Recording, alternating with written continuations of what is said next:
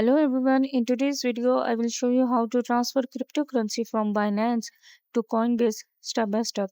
First, log into both your Binance and Coinbase accounts.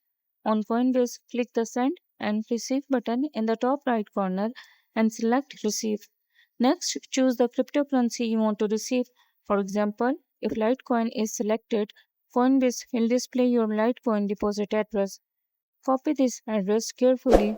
Some cryptocurrencies support multiple networks, but Litecoin uses its own native network, making the process straightforward. Now switch over to Binance and open your wallet. Click Withdraw, select the same cryptocurrency.